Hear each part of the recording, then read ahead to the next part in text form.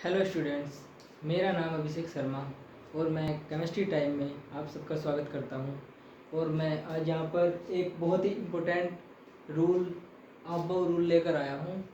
और ये बहुत ही इम्पोर्टेंट है और इनऑर्गेनिक केमिस्ट्री का टॉपिक है। ये 11th क्लास के लिए बहुत इम्पोर्टेंट टॉपिक है। तो आइए हम शुरू करते हैं। आबो रूल होता क्या है? आबो यानी आबो का मतलब होता है बनाने वाला।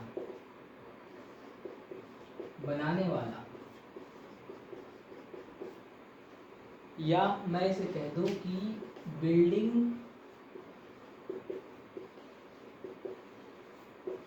Of principal. इसे हम बिल्डिंग ऑफ प्रिंसिपल भी बोलते हैं। आबाउ रूल आबाउ साइंटिस्ट ने दिया था और इसे हम बिल्डिंग ऑफ प्रिंसिपल भी बोलते हैं। आबाउ का मतलब होता है बनाने वाला। तो इसको हम देखते हैं कि इसने क्या बताया। आबाउ ने बताया कि जो सबसेल्स में इलेक्ट्रॉन भरने के जो क्रम है उसको इसने डिफाइन किया कि जैसे हम सबसेल्स में इलेक्ट्रॉन भरते हैं तो उसमें इलेक्ट्रॉन किस टाइप से भरे जाएंगे। तो इसने बताया कि जब सबसेल्स में हम इलेक्ट्रॉन भरेंगे तो वो इलेक्ट्रॉन एनर्जी के बढ़ते क्रम में भरे जाएंगे। तो यानी इसने एनर्जी का रूल दिया कि जिस सब सेल्स की एनर्जी सबसे कम होगी उस सब सेल्स में इलेक्ट्रॉन सबसे पहले भरा जाएगा, और जिस सब सेल्स की एनर्जी सबसे ज़्यादा होगी उस सब सेल्स में इलेक्ट्रॉन सबसे बाद में भरा जाएगा। तो यानी एनर्जी का रूल हो गया ये। तो इसको हम एक फिगर के द्वारा डिफाइन करेंगे कि किस सब सेल्स में किसकी एनर्जी ज़्यादा है और किस में इलेक्ट्रॉन पहले आएगा और किस में इलेक्ट्रॉन बाद में आएगा। इसको हम N+L रूल भी बोलते हैं। N+L rule. ये N+L रूल होता क्या है इसको हम थोड़ा बाद में देखेंगे, लेकिन ये इसी का एक नाम है N+L रूल। इसको हम पहले ये समझ लें कि किस ऑर्बिटल में किस सब सेल्स में पहले इलेक्ट्रॉन आएगा और किस सब सेल्स में बाद में इलेक्ट्रॉन आएगा। तो देखते हैं हम किस किस सब सेल्स में पहले इलेक्ट्रॉन आएगा। ये मैंने यहाँ पर सब सेल्स लिख दिए हैं। सबसे पहले 1s वाली सीरीज लिखी है। 1s 2s 3s 4s 5s 6s और 7s। इसी प्रकार से 2p 3p 4p 5p 6p 7p। इसी प्रकार से d और f वाली भी सीरीज लिखी है। तो इसमें हम देखते हैं कि सबसे पहले कौन से सब सेल्स में इलेक्ट्रॉन आता है। सबसे पहले 1s में इलेक्ट्रॉन आएगा। 1s से 2s में आएगा और 2s से, इसको मैं एरो लगा देता हूँ, 2s के बाद 2p में आएगा, 3s में आएगा, उसके बाद 3s के बाद 3p में आएगा, 3p 4s के बाद 3d के बाद 4p 5s 4d 5p 6s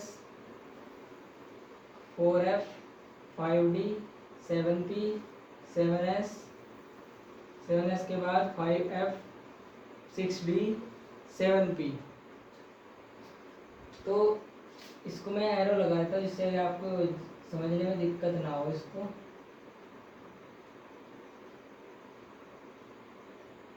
ये ऐसे एरो ऐसे जा रहे हैं, जिस तरह साइड एरो जा रहे हैं इलेक्ट्रॉन भी उसी प्रकार से ऑर्बिटल्स में एनर्जी के उसी क्रम में आते जा रहे हैं।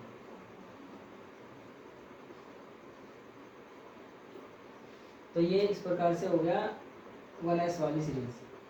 ये 2p वाली, ये 3s, इसमें सबसे पहले 1s में आएगा 1s 2s 3s 2p 1s 2s 2p 3s 3p 4s 3d 4p 5s 4d 5p।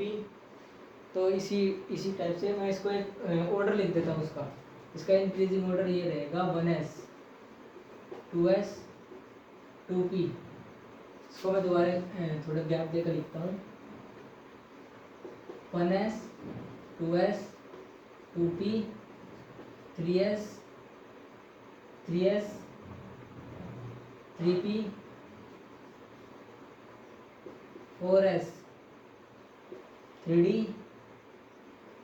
4p 5s 4d 4d के बाद 5p 5p 5p के बाद 4d के बाद 5p 6s 6s के बाद 4f 4f के बाद 7s 7s के बाद 5f 6d और 7p। सबसे ज़्यादा कम एनर्जी इसकी, उससे ज़्यादा इसकी, उससे ज़्यादा इसकी, उससे ज़्यादा इसकी, उससे ज़्यादा इसकी, ऐसे इनके बीच में ये लगा दिया एनर्जी का ऑर्डर हो गया। तो ये हो गया एनर्जी का बढ़ता क्रम। सबसे पहले 1s में आएगा, 2s 2p 3s 2p 4s 3d 4p 5s 4d 5p 6s 4f 7s 5f 6d 7p। Okay, तो ये हो गया increasing order, increasing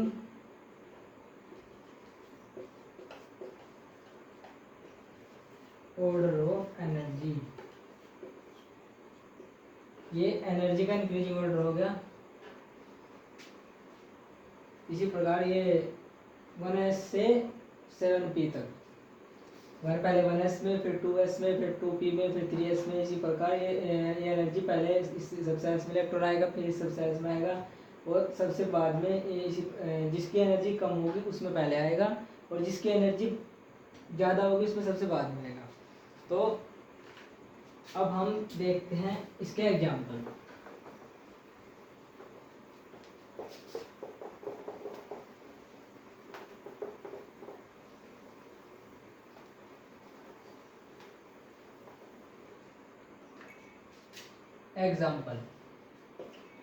example number 1,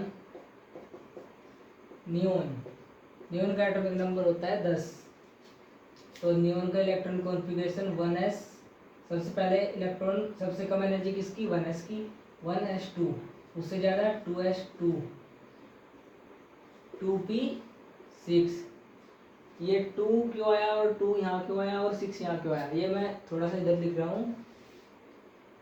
s p d f, s में होते हैं, s में आते हैं 2 इलेक्ट्रॉन, p में आते हैं 6 इलेक्ट्रॉन, d में आते हैं 10 इलेक्ट्रॉन, और f में आते हैं 14 इलेक्ट्रॉन। तो s सब सेल्स है, s सब सेल्स में आएंगे 2 इलेक्ट्रॉन, s सब सेल्स में 2 इलेक्ट्रॉन, ये भी s सब सेल्स है जिसमें 2 इलेक्ट्रॉन, और ये p सब सेल्स जिसमें 6 इलेक्ट्रॉन। तो ये नियोन का इलेक्ट्रॉनिक कॉन्फ़िगरेशन हो गया। ये हो गया एग्जाम्पल 1। इसी प्रकार एग्जाम्पल 2 हमने लिया सोडियम Na का इलेक्ट्रॉनिक, Na का atomic number 11, 1s2 2s2 2p6 3s1। ये हो गए 2 2 4 6 10 1 11। एग्जाम्पल नंबर 3, एग्जाम्पल नंबर 3 में लिया हमने पोटेशियम। पोटेशियम का 19, 1s2 2s2 2p6 3s2, कितने हो गए 12, 3p6 और 4s1। 10 10 और 3 13 और 6 19। इसके 19 हो गया। मैं इसको ऐसे भी लिख सकता हूँ, आर्गन। आर्गन का एटॉमिक नंबर 18, आर्गन 4s1। ये भी सेम बात है। तो ये तो हो गए इसके एग्जांपल। तो इसी प्रकार हम किसी भी एटॉमिक नंबर को ले लें, उसका इलेक्ट्रॉनिक कॉन्फ़िगरेशन ऐसे इसी प्रकार होगा। और सोडियम में जैसे सोडियम में लिखा, इसी प्रकार पोटेशियम में, इसी प्रकार नियोन में, और कोई सा भी कंपाउंड हो उसमें एनर्जी का ये ऑर्डर रहेगा। इस प्रकार एनर्जी का ऑर्डर मैंने पीछे बताया, 1s 2s 2p 3s, इसी प्रकार सब में ये रहेगा। अब देखते हैं n+l रूल क्या होता है।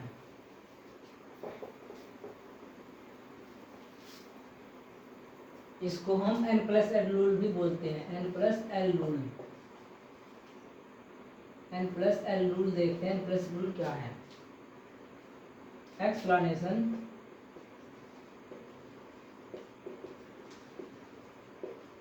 Of n plus L rule.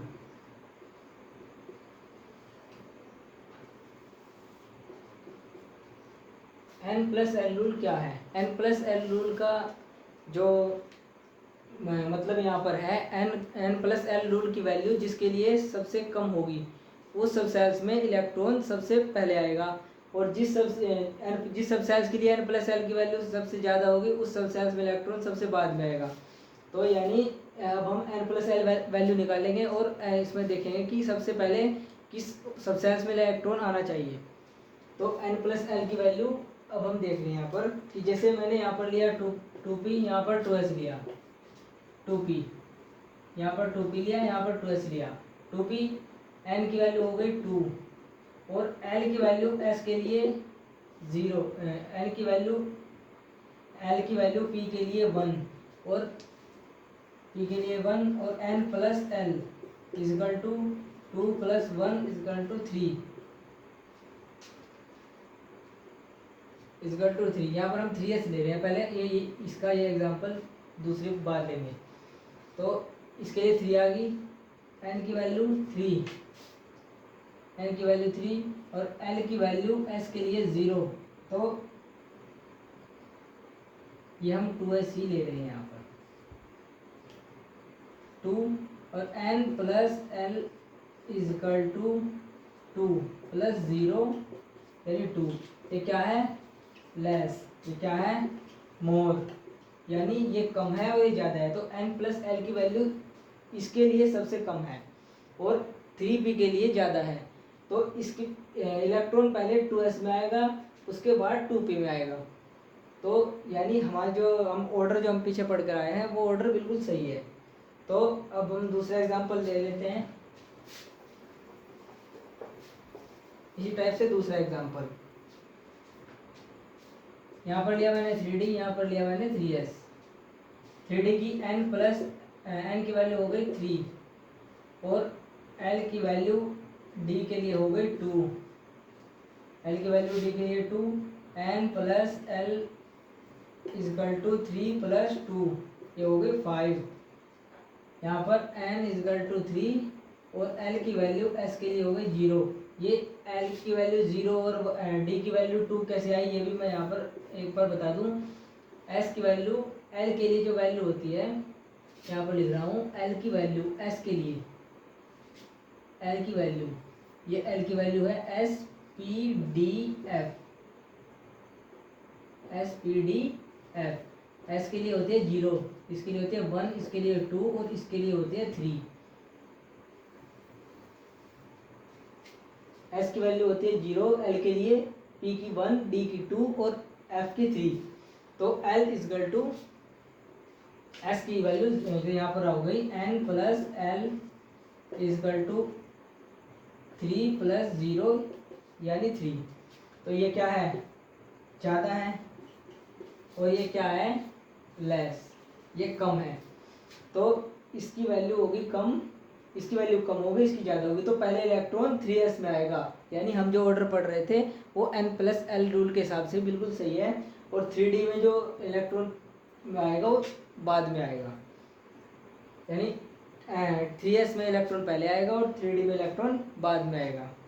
तो इसी टाइप से जब अगर ये तो हो गए अलग अलग, अगर किसी दो सब सेल्स के लिए n की वैल्यू, अगर किन्हीं दो सब सेल्स के लिए n की वैल्यू सेम आ जाए, तो जैसे n की वैल्यू हम इसका भी एग्जांपल लेंगे कि जैसे किन्हीं दो सब सेल्स के लिए n की वैल्यू सेम आ गई, तो उसके लिए क्या होगा?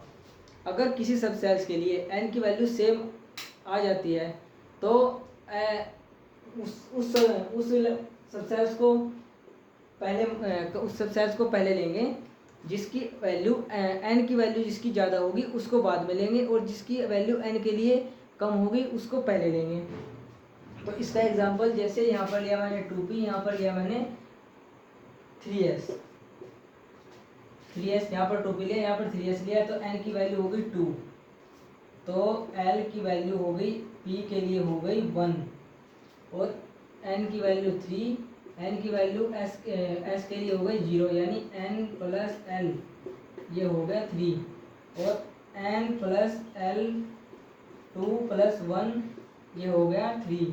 तो यानी ये दोनों सेम है, ये दोनों क्या है, सेम वैल्यू आ गई। तो अब हम देख रहे हैं कि N की वैल्यू किसके लिए ज़्यादा है, N की वैल्यू 3s के लिए ज़्यादा है और P के लिए कम है।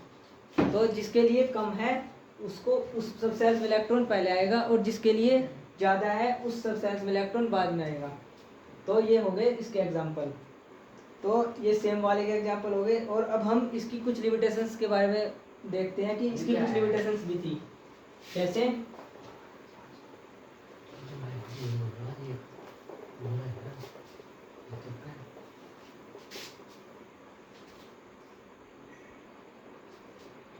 अब आप-बाउ रूल की कुछ लिमिटेशंस हैं कि आप-बाउ रूल जो है उसकी कुछ कमियां रही हैं, उसके बारे में पढ़ते हैं कि आप-बाउ रूल की कमियां क्या रही हैं। नंबर 1, आप-बाउ ने क्या बताया कि आप-बाउ रूल जो है वो एटॉमिक नंबर 20 तक ही वैलिड है। आप-बाउ रूल क्या है? एटॉमिक नंबर 20 तक ही वैलिड है। आप-बाउ रूल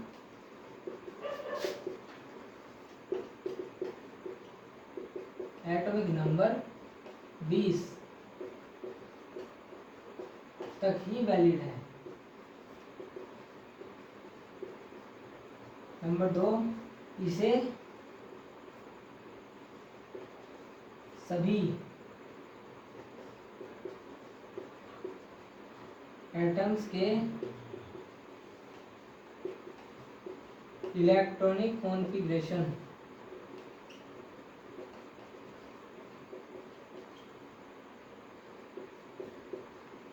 पर लागू नहीं किया जा सकता।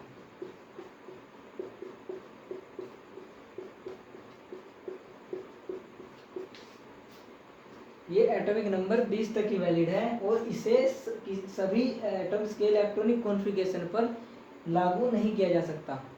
तो इसके अब मैं एक डायग्राम के द्वारा ऐसे शो कर रहा हूँ कि इसमें एटॉमिक नंबर 20 तक किस प्रकार वैलिड है और उससे आगे किन किन एटम्स पर ये वैलिड नहीं है और इसे 20 तक ही वैलिड क्यों माना गया है, 21 से आगे इसको वैलिड क्यों नहीं माना गया है। देखिए मैंने यहाँ पर एक टेबल बनाई है। इस टेबल में ये ट्रांजिशन मेटल्स हैं 20 से लेकर और 30 तक और according to above principle electronic configuration, जो अबव के अकॉर्डिंग इलेक्ट्रॉनिक कॉन्फ़िगरेशन है वो ये है और जो एक्चुअल में जो 21 से 30 तक का होना चाहिए वो ये है। तो नंबर 1 जैसे स्कैंडियम है, स्कैंडियम का 21 के हिसाब से आर्गन का 18 होता है तो 4s2 3d1 आना चाहिए। 4s2 3d1 ये तो हो गया सही, ये इसके हिसाब से होगा बिल्कुल सही।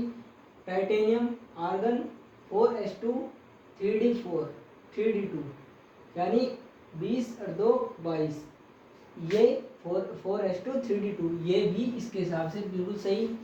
और वैनेडियम का होगा 23 4s2 3d3 4s2 3d3 आएगा 4s2 3d3 ये भी इसके हिसाब से बिल्कुल सही है। अब लेते हैं क्रोमियम का 24 के हिसाब से ये 4s2 3d4 ये आना चाहिए अबव प्रिंसिपल के अकॉर्डिंग, लेकिन इसका एक्चुअल में होता क्या है 3d5 4s1, क्योंकि यहाँ पर इस एलिमेंट में जो 3d की एनर्जी है वो 4s से कम है, तो इसलिए यहाँ पर इसमें होना चाहिए 3ds 3d5 4s1। तो ये हो गया अलग, ये अलग हो गया।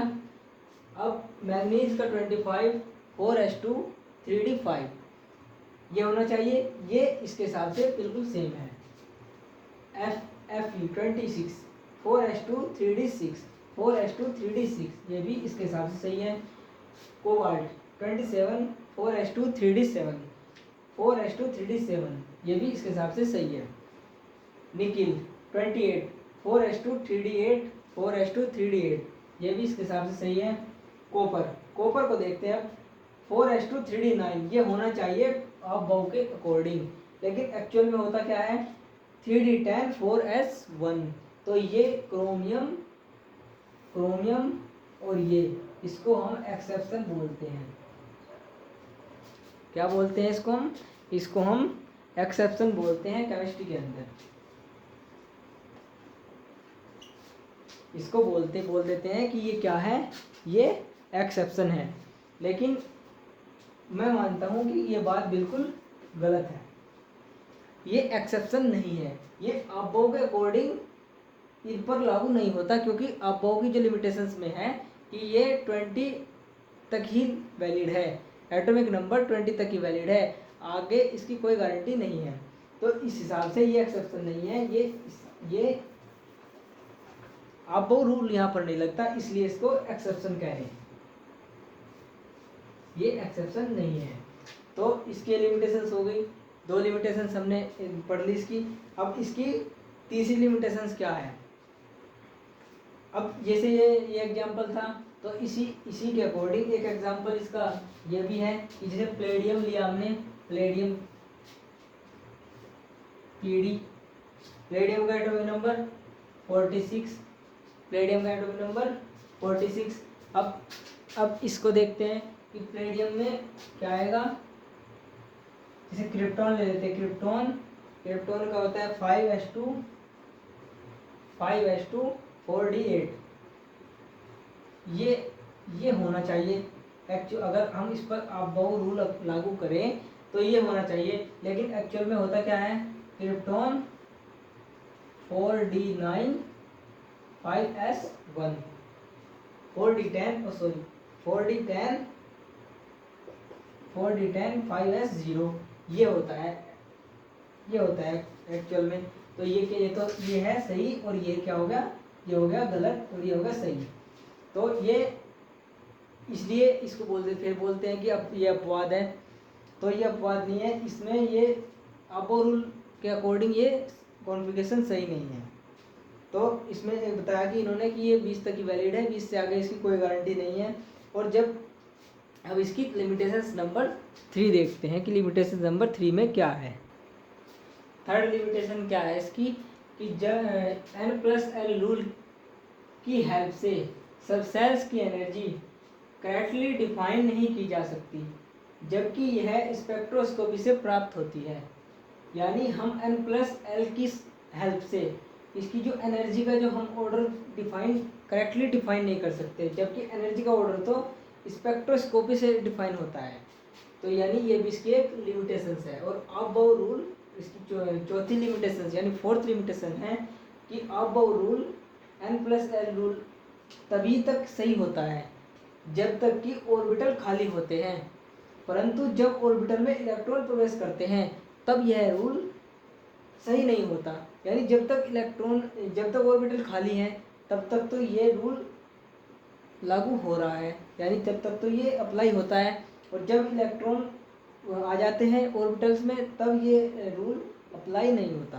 तो ये था हमारा इसकी अबव रूल की लिमिटेशंस। तो अब ये अबव रूल कंप्लीट हो चुका है, और अब मिलते हैं नेक्स्ट वीडियो में। तो प्लीज़ आप इस चैनल को सब्सक्राइब और शेयर कर देना प्लीज़।